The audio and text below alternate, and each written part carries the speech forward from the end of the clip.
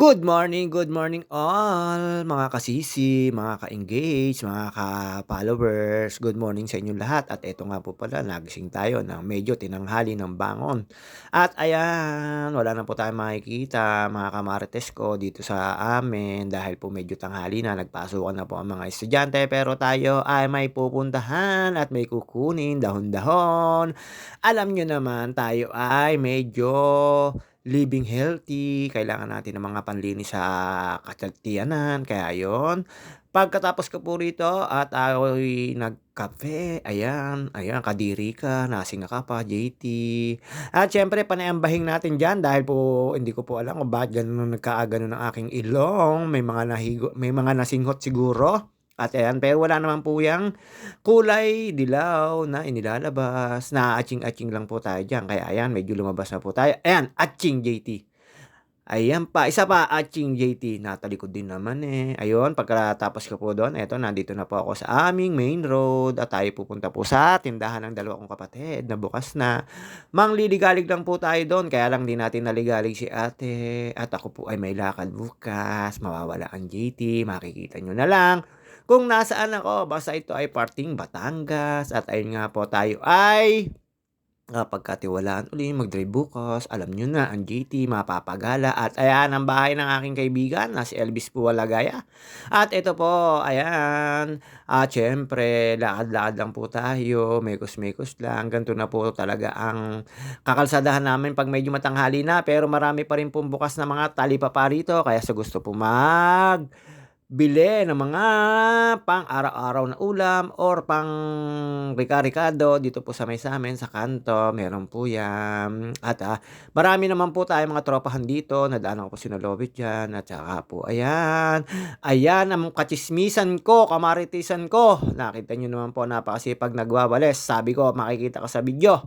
Tumawa lang siya at ayun, eto si John de la Guardia nakita ko at, yung kagabing basketball, good luck sa lahat ng mga player ko at sa mga kalaban namin, good luck. At ito po dahan-dahan lang po tayo maglalakad dito, wala po tayong mga kamarites dito at nadaanan ko po diyan yung kakampi ko at siyempre thank to Papa Jesus medyo nakaisa kami at hindi na mahirap dumalwa at yung pangatlo sana kung anong palarin at ito po dire-diretso lang po tayo. Nakita niyo naman po ang aming banderitas, pero lampas na po ang aming piyesta. Ayan, regular na makikita niyo po rito, ayan bilihan na ganyan. Murayta lang naman po yung mga yan, kaysa pumunta ho kayo ng bayan, parehas lang din naman po ang presyo, lamang lang po dito ng 2 piso o isang piso o 5 piso. 'Pag namasahe naman po kayo, yun ang katwiran ng tao, 12 pesos ba o 15 pesos hanggang crossing, balikan 30, ganun din po. At ito, ayan, wala po si Cirilio Ilo Hernandez, sa family mo shoutout. At siyempre ayan, dire-diretso lang po tayo after ko pong magpunta sa tindahan ng kapatid ko para magligalig. Tayo ay may pinuntahang dahon-dahon na kukunin, ang pangalan sambong. Alam niyo naman po tayo, mahilig po tayo sa herbal. At ayan, pagdating ko po sa kanto, eto ang dadatnan niyo ang tindahan ng dalawa kong kapatid, isang sari-sari store or ano ng dealer ng alam niyo na, ng isang alak, company ng alak. Ayan, pasok po tayo dito. Diyan po, ayan, nakita niyo naman po, nahihitik sa ano, at niligalig ko po yung panganay ko. At ito, hindi ko po nakita yung isa kong kapatid diyan. Ayun naman yung kanya, bigasan. Habang nakatambay po tayo dito, nag-aantay lang po tayo ng oras para pumunta naman po dito sa tabing Riles kina Enrico Gasapos. Master Toto, good morning sa'yo. At ayan, dito po ako dumaan, gawa ng sa may Riles, nandun po yung aking kukuning dahon-dahon. Buti na lang at mayroon ditong dahon-dahon sa may parting Riles na 'to at ayun nga po dahil may nakitang tropa rito nag-aalaga ng kalapate. Ayan, dire-diretso lang po tayo. Mamaya po didiretso na po ako sa may Riles. Ito pong kalye na 'to ay papunta po ng Proctres A. Yung nalabas po niya na do'n sa may tawag dito, Laguna at Spring. 'Pag diniretso niyo po 'yan, siyempre hindi po tayo didiretso diyan, kakaliwa po tayo diyan sa court na 'yan.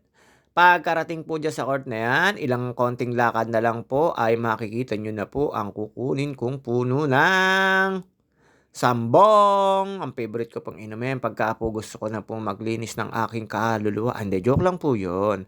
At 'yun nga po, dito wala tayong mga kamarites, panlinis po naman ng ating mga kakindihanan, 'yun lang naman po yung ginagawa ko. Ayan, lakad lang po tayo sa karilisan, alam niyo naman ang GT, bagong gising, kaya ayan, para siyang secret, joke lang po 'yun. At ayan, pagkatapos ko po rito, ayan nakita niyo po sa may parting kaliwa, ayan, tapat ng puno na 'yan ay meron pong sambong na puno diyan. At ayun, pagkakuha ko po ng ilang piraso, nagpaalam naman po ako sa may puno, pero wala pong sumagot. At 'yun nga po, pagkatapos ko po, eto na ang ating sambong, ilalaga ko na po 'yan. Eto, pauwi na po tayo mga ka-GT, alam niyo naman po tayo 'pag ganito, ganito na tayo. At nadaanan ko po dito si Ate Rosalie from Batangas at, si George. At ayun nga po na Ruby Rosa na kaibigan kong babaero, ayan nakita niyo naman po tayo uli. Alam niyo naman ng GT, ganto-ganto lang tayo pero ganito na tayo at ayan, dire-diretso lang po tayo at, pauwi na po tayo at after ko po rito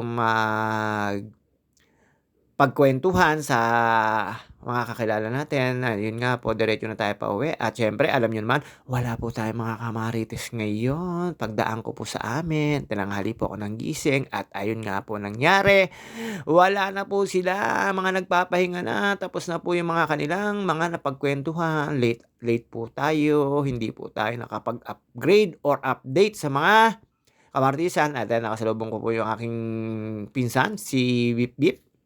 At, hindi ko po alam kung saan siya pupunta. Alam niyo naman po tayo, ganito, ganito lang. At sa mga nandiyan lang sa tabi-tabi, shoutout sa inyo, yung mga nakakapanood dito at kung saan man po nakakarating ang aking video. Maraming maraming salamat mga ka-followers at mga nagtitiwala at naniniwala sa akin. At si Jennifer Biao Bernardo, shoutout sa'yo na dating taga-Pansol ngayon ay nasa Nueva Ecija na. Ingat-ingat diyan, ayan may mga tindang ulam, ito po kina Ate Aton. At siyempre eto makikita mo uli ang Losnab City, shoutout sa'yo. At ayun nga po, pagkatapos ko po rito, alam niyo na tayo ay maglalaga na ng kinuha nating dahon-dahon at siyempre para sa kalusugan. At yun nga po, hindi na tayo magtatagal. See you on my next video mga ka-JT. Babus!